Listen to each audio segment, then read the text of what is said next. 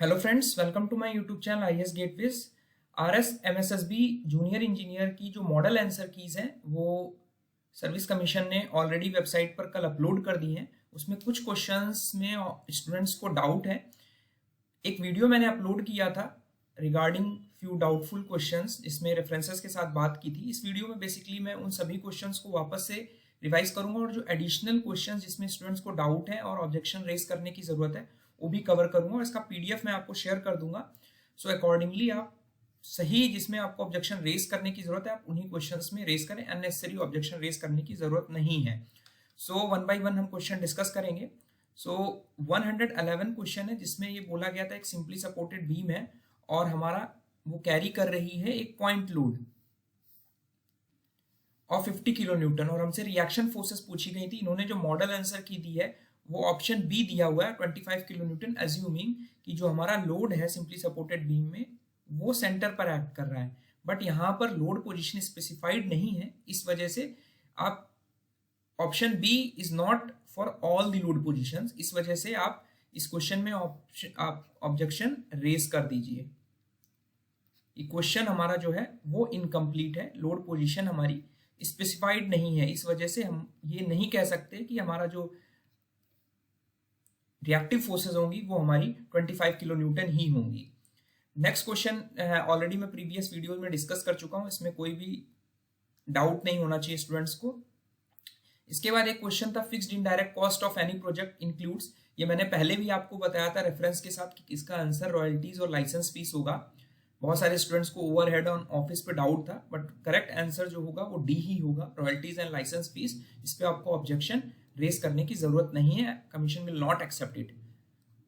ठीक है। उसके बाद लैग टाइम का भी मैंने आपको बताया था कि हमारा जो ऑप्शन ए है earliest time by which a successor event can follow a specific part event, reference मैंने यहाँ पर बुक का दिया हुआ था लैग टाइम का, ऑलरेडी एक्सप्लेन। और जो कमीशन ने आंसर दिया है वो भी ऑप्शन ए दिया है, so there is no need to raise the objection. उसके बाद एमकेएस सिस्टम में सरफेस टेंशन की यूनिट किलो जूल फोर्स पर मीटर होती है, ये भी मैंने आपको बताया था और कमीशन ने भी ऑप्शन डी ही दिया है, रेफरेंस मैंने अमोदियन सेट का लगाया हुआ था। इस क्वेश्चन में अभी भी बहुत सारे स्टूडेंट्स को डाउट है कि ट्राई एक्सियल कंप्रेशन टेस्ट में हमारा आईएस कोड कहता है कि जो लेंथ और डायमीटर का रेशियो है वो आप 2 रखिए, पर कमीशन ये नहीं कहता है कि आप 2 से ज्यादा नहीं रख सकते हैं या 2 से कम रखना है आपको। So based on experimental studies, यहां पर मैंने एक बुक का एक्सर्प्ट दिया है जहां पर यह कहा गया है because of to prevent non uniform distribution of stresses, हमारा इट इज रिकमेंडेड कि जो लेंथ टू डायमीटर रेशियो आप देख पा रहे हैं वो 2 से 2.5 होना चाहिए। ठीक है, तो इसमें आपको कोई ऑब्जेक्शन रेज करने की जरूरत नहीं है। कमीशन ने भी ऑप्शन सी दिया है 2 से 2.5, अगर 2 से कम रख देंगे तो that is not desirable, because हमारा जो स्ट्रेस कंसंट्रेशन है नॉन यूनिफॉर्म स्ट्रेस डिस्ट्रीब्यूशन है ड्यू टू एंड प्लेटन इफेक्ट, वो हमारे अंदर आ जाएगा सैंपल के। तो करेक्ट आंसर ऑप्शन सी होगा, इसमें कोई भी ऑब्जेक्शन आपको रेज नहीं करना है। ये मैंने ऑलरेडी एक्सप्लेन किया हुआ था, फ्लोर्स वाला भी क्वेश्चन आपको एक्सप्लेन किया था। इसके बाद नेक्स्ट क्वेश्चन, इस पे भी बहुत सारे स्टूडेंट्स को डाउट है। यहाँ पर क्वेश्चन ध्यान से पढ़ने की जरूरत है कि जो अमाउंट ऑफ प्रेसिपिटेशन है वो किस तरह एक्सप्रेस किया जा रहा है। 2 वर्ड होते हैं कि किस तरह मेजर किया जा रहा है और किस तरह हमारा एक्सप्रेस किया जा रहा है।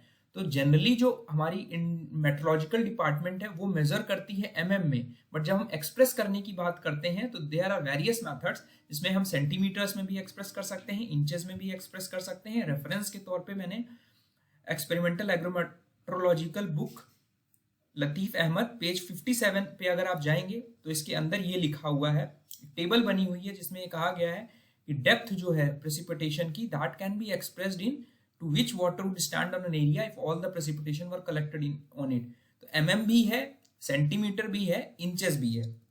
अब और दूसरे रेफरेंसेस पर चलते हैं कि स्टैंडर्ड बुक में यह भी कहा गया है कि जो रेनफॉल है वो हमारी मेजर की जाती है बाय मिलीमीटर्स और इंचेस। तो अगर यहाँ पर ऑप्शन में एक्सप्रेस की जगह वर्ड हमारा मेजर्ड होता तब हमारा जो करेक्ट आंसर होता, मोस्ट अप्रोप्रिएट आंसर, वो मिलीमीटर हो जाता। बट यहाँ पर एक्सप्रेस करने की बात कर रहा है कि हम रेनफॉल जो प्रेसिपिटेशन है उसको कैसे एक्सप्रेस कर सकते हैं। We can express it in centimetres also, inches also.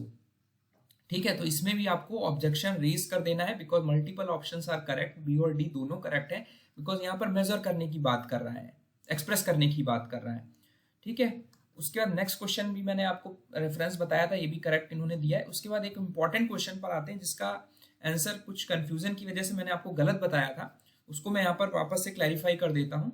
During the working of crane laughing operation is used for. ठीक है, अब इसमें ये बोला जा रहा है कि जो लफिंग ऑपरेशन है वो किस लिए हम यूज कर रहे हैं। तो रेफरेंस के तौर पे अगर आप देखेंगे, dictionary of construction surveying and civil engineering के स्ट्रॉफर गॉर्स की बुक है, जिसमें ये कहा गया है कि जो लफिंग, इसको हम डायरेक्टिंग भी बोलते हैं, वो ऑपरेशन है जिसमें हम क्रेन के रेडियस को इंक्रीज या डिक्रीज करते हैं बाय रेजिंग और लोअरिंग द जिब। तो रेजिंग और लोअरिंग जिब हमारी ये आर्म हो गई, इसको हम नीचे कर रहे हैं या ऊपर कर रहे हैं। ठीक है, इसको हम बेसिकली बूम मान ले, तो बूम को हम ऊपर नीचे कर रहे हैं। ठीक है, तो वो ऑपरेशन जो है वो हमारा लफिंग कहलाता है, और इस ऑपरेशन की हेल्प से हम अपने लोड को अपनी पोजीशन से रेस करते हैं और लोअर करते हैं eight the point of destination. तो जो लफिंग ऑपरेशन है वो प्रोसेस जो है वो moving the boom in are out, वो ऑपरेशन को हम लफिंग ऑपरेशन कह रहे हैं, जिसमें हम बूम को ऊपर नीचे कर रहे हैं। लेकिन उस ऑपरेशन की हेल्प से हम ये दो काम कर पा रहे हैं, मींस जो हमारा पर्पस है बूम को इन और आउट करने का, वो ये है to lower the load at the point of destination and raising the load from its position. दूसरा रेफरेंस देखते हैं, वहां पर Peter Brodie dictionary of shipping terms में लिखा हुआ है कि जो जिप क्रेन है उसमें 3 डिस्टिंक्ट मोशंस होते हैं। इसमें पहला जो मोशन होता है लफिंग, जिसमें हम जिब को लोअर एंड रेज करते हैं। लोअर एंड रेज तभी होगा जब इट इज मूव्ड इन और आउट अंटिल इट रीचेस। तो ऑपरेशन जो हुआ लफिंग हुआ, और इस ऑपरेशन से हम क्या कर रहे हैं, where the cargo is to be pick. Purpose क्या है कि सामान को जहां से उठाना है और जहां रखना है, तो वो उस पोजीशन तक हमें अपनी जिप को लोअर या रेज करना होगा, तो उस ऑपरेशन को हम लफिंग कहेंगे। ठीक है, होस्टिंग में lifting and lowering of the cargo. ठीक है, तो ध्यान रखना है जो lifting and lowering of cargo है, ठीक है, जो ऑप्शन सी और डी कह रहा है ये कि हम सामान को उठा रहे हैं और रख रहे हैं, वो हमारा जो क्रेन की वायर है उसको ऊपर नीचे करने से कर रहे हैं, उस ऑपरेशन को हम होइस्टिंग कह रहे हैं। ठीक है, तो कंफ्यूज नहीं होना, लफिंग ऑपरेशन जो है वो होइस्टिंग, दोनों अलग अलग प्रोसेस हैं। तो जो मोस्ट अप्रोप्रिएट आंसर होगा वो ए ही होगा। करेक्ट आंसर जो होगा ए होगा। इसमें भी आपको कोई ऑब्जेक्शन रेज नहीं करना, बिकॉज इन्होंने भी ऑप्शन ए ही दिया है। सो उसका नेक्स्ट क्वेश्चन है, for hand compaction the thickness of layer of concrete is limited to. इन्होंने ऑप्शन ए दे दिया है, बट करेक्ट आंसर जो होगा वो सी होगा। रेफरेंस के तौर पे कंक्रीट टेक्नोलॉजी की बुक पेज 257 पे, MS सेठी की बुक 2019 एडिशन पेज 257 पे क्लियरली लिखा हुआ है कि thickness of the layer of concrete is limited to about 15 to 20 centimetre. और यहाँ पे वही सेम चैप्टर 7 का 7.10.1 क्लॉज में यहाँ पर लिखा हुआ है, सेम MS सेठी की बुक का एक्सेप्ट है ये, the thickness of layer of concrete is limited to about 15 to 20 centimetre. तो इसमें कोई डाउट नहीं होना चाहिए, इसमें भी आपको क्वेश्चन में ऑब्जेक्शन रेज करना है। करेक्ट आंसर जो होगा वो ऑप्शन सी होगा। उसका नेक्स्ट क्वेश्चन है हमारा कि angle between the zenith and the celestial equator is called B, is called latitude. ये मैंने पहले भी आपको एक्सप्लेन किया था, मॉडल आंसर में बी दिया है, करेक्ट आंसर भी बी है। कुछ स्टूडेंट्स ने मुझे इस क्वेश्चन में डाउट भेजा था, तो रेफरेंस अगर इसके दुग्गल की बुक में देखेंगे तो यहाँ पर क्लियरली लिखा हुआ है कि जो लैटिट्यूड है it is the angle between the direction of plumb line at a place and a plane of the equator. और इसको साथ साथ हम क्या कहेंगे, it may be defined as the angle between the zenith and the celestial equator, जो कि हमारा क्वेश्चन यहीं से फ्रेम किया गया है। तो लैटिट्यूड जो है वो मोस्ट अप्रोप्रिएट और करेक्ट आंसर होगा इस क्वेश्चन के लिए। उसका नेक्स्ट क्वेश्चन है हमारा कि ट्रस्टल स्कैफोल्डिंग इज यूज्ड फॉर।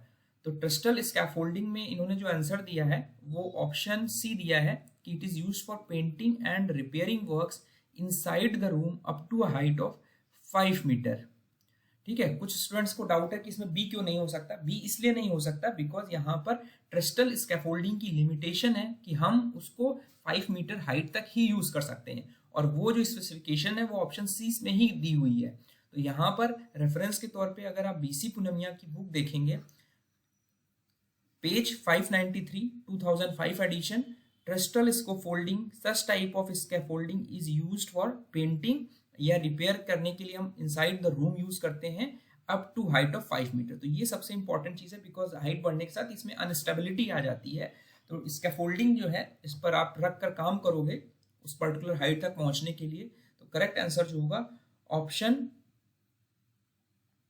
जो होगा वो सी ही होगा। इसमें भी आपको ऑब्जेक्शन रेज करने की जरूरत नहीं है। सो आई थिंक आपके सारे डाउट्स क्लियर कर दिए मैंने। सो आप ऑब्जेक्शन रेज कर सकते हैं, और जो भी यहाँ पर मैंने आपको बताया that is based on some references. So अगर किसी को और कोई रेफरेंस मिलता है तो वो अकॉर्डिंगली अपना क्लेम कर सकता है। So thank you and all the best. और इसका मैं पीडीएफ आपको ग्रुप्स में शेयर कर दूंगा। Thank you.